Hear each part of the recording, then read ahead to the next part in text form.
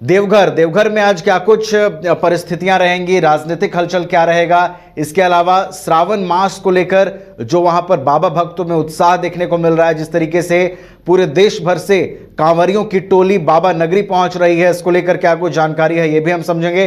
बबलू हमारे साथ जुड़े हुए हैं। बबलू, कितना उत्साह दिख रहा है सावन माह का, और देश भर से जो बाबा के भक्त हैं, कांवरियों की टोली है, वो बाबा नगरी पहुंच रही है, कितना उत्साह दिख रहा है? ये नबी मैं बता दूं कि अनवरत शामिल मेला को लेकर और सुल्तानगंज से देवघर में जो श्रद्धालु आ रहे हैं अनवरत चल रहे हैं और रास्ते भर बोल बम का नारा और लगाते हुए ये केसरिया वस्त्र पहनकर वो बाबा धाम की ओर आ रहे हैं।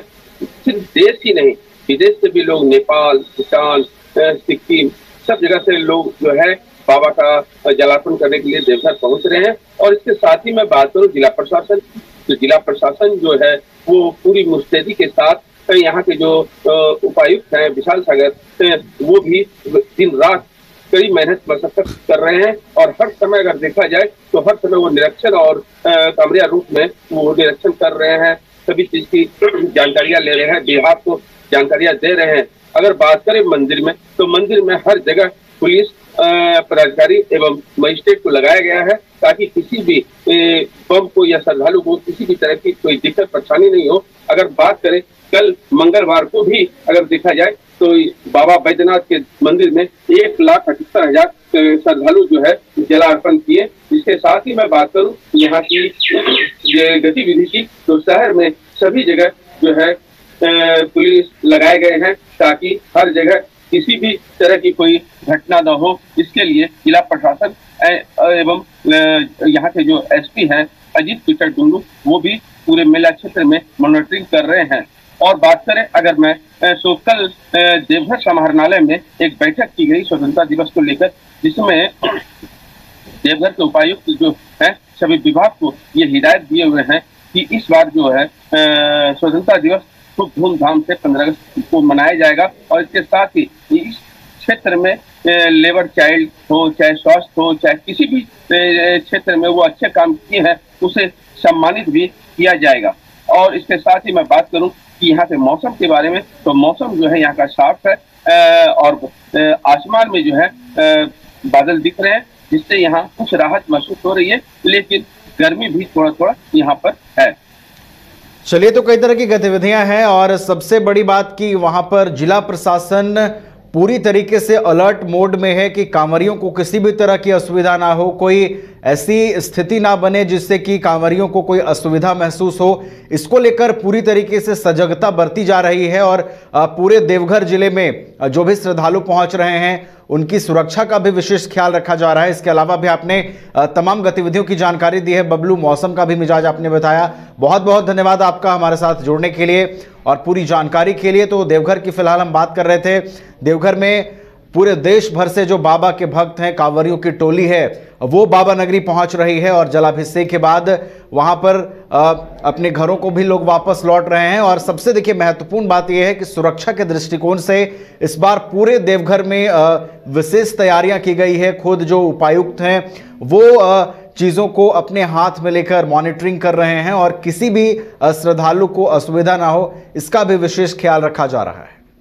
और अब हम चलेंगे हजारीबाग। हजारीबाग में आज क्या कुछ खास रहेगा, क्या रहेंगी राजनीतिक गतिविधियां, इन तमाम चीज़ों को समझेंगे और वहां मौसम का क्या मिजाज है इसकी भी जानकारी लेंगे। हमारे साथ हजारीबाग से हमारे सहयोगी शशांक जुड़े हुए हैं। शशांक का रुख कर लेते हैं सीधे। शशांक, बात करें हजारीबाग की, तो आज अगर हम नजर डालें आज दिन भर की वहां पर बड़ी खबरों पर, तो क्या रहने वाली हैं आज बड़ी खबरें?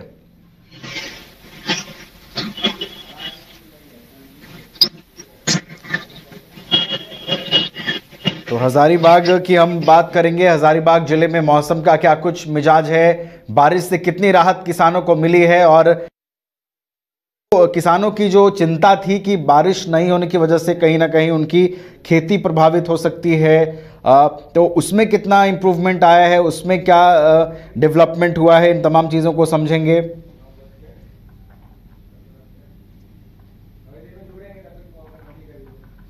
तो हजारीबाग में मौसम का मिजाज क्या है ये हम समझेंगे। हजारीबाग में बारिश की फिलहाल क्या कुछ स्थिति है, कितनी बारिश हुई है और क्या ये बारिश किसानों के चेहरों पर वो रौनक वापस लौटा सकती है?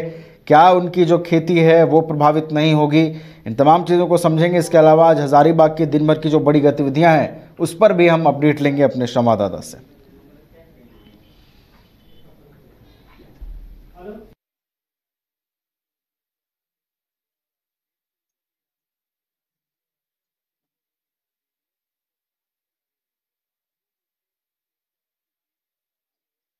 बाग में आज क्या कुछ मौसम का मिजाज रहेगा ये समझेंगे। इसके अलावा आज दिन भर की जो बड़ी गतिविधियां हजारीबाग जिले में देखने को मिलेंगी इस पर भी नजर हम डालेंगे। और देखिए, विधानसभा चुनाव की सुगबुगाहट पूरे राज्य भर में देखने को मिल रही है।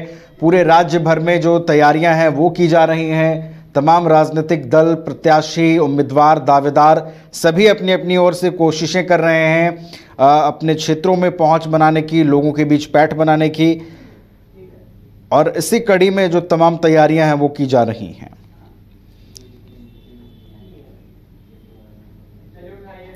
और हमारे साथ जुड़ गए शशांक पूरी अपडेट के साथ। शशांक के पास चलते हैं। शशांक, हजारीबाग की आज बड़ी खबरों पर अगर नजर डालें तो क्या दिख रहा है? कौन सी बड़ी खबरें आज जिले में देखने को मिलेंगी?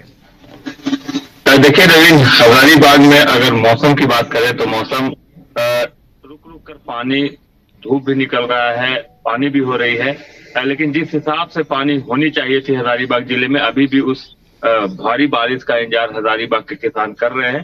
तो उमस वाली गर्मी बरकरार है। ऐसा लगता है कि बारिश अब होगी तब होगी, लेकिन तेज बारिश हजारीबाग में अभी भी देखने को नहीं मिल रही है।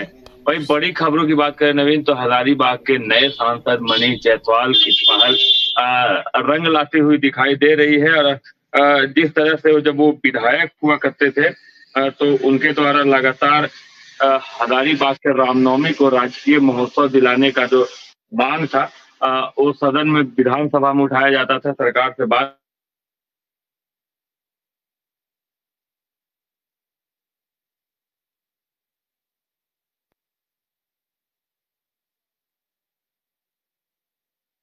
में। और उसमें हजारीबाग के रामनवमी पर्व को राजकीय महोत्सव दर्जा देने का प्रस्ताव पारित किया गया है, जिसका लोग स्वागत भी कर रहे हैं। आपको बता दूं, हजारीबाग के रामनवमी में लगभग 150 से 200 झांकियां जो है गाजे बाजे के साथ शहर पहुंचती है। 24 घंटे 36 घंटे तक झांकियां सड़कों पर रहती है। और एक तरह से कहा जाए तो पूरा हजारीबाग रामनवमी में राममय हो जाता है। तो इसे लेकर लगातार जब मनीष जायसवाल सदन में विधायक हुआ करते थे तो आवाज उठाते थे कि इसे राजकीय महोत्सव दिया जाए।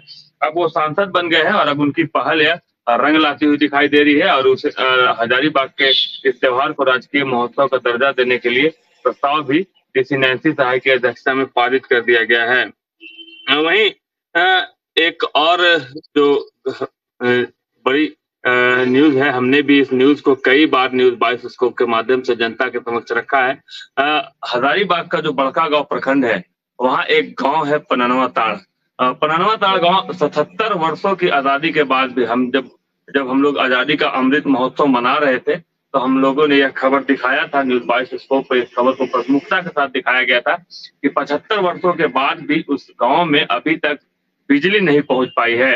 और अब 77 वर्ष हो गए हैं, 77वां हम लोग मनाने जा रहे हैं, लेकिन अभी भी वहां बिजली नहीं पहुंच पाई है। आपको बता दूं नवीन, वहां से अभी वर्तमान में विधायक अंबा प्रसाद हैं। इससे पहले उनके माता जी वहां विधायक रह चुकी है, पिताजी विधायक रह चुके हैं, पिताजी मंत्री भी रह चुके हैं, लेकिन अभी तक उस समस्या का समाधान हजारीबाग के पननवा ताड़ गांव का नहीं हुआ है। कई बार लोगों ने विधायक से, जनप्रतिनिधियों से मिलकर इसकी शिकायत की है। अब जो गांव के ग्रामीण है वह विरोध प्रदर्शन के मूड में आ गए हैं और 77 वर्षों का जो उन लोगों का मांग है बिजली का, वो पूरा नहीं होता हुआ दिखाई दे रहा है। इसे लेकर जल्द ही वो विरोध प्रदर्शन भी करेंगे। हालांकि उन लोगों ने साफ तौर पे कहा है कि मनीष जायसवाल अब सांसद बने हैं तो इनसे उम्मीदें हैं, इनसे भी वो मिलेंगे और जल्द से जल्द इस गांव में बिजली की समस्या बहाल हो, ताकि यहाँ के लोगों को जो तकलीफें हो रही है वो दूर हो सके।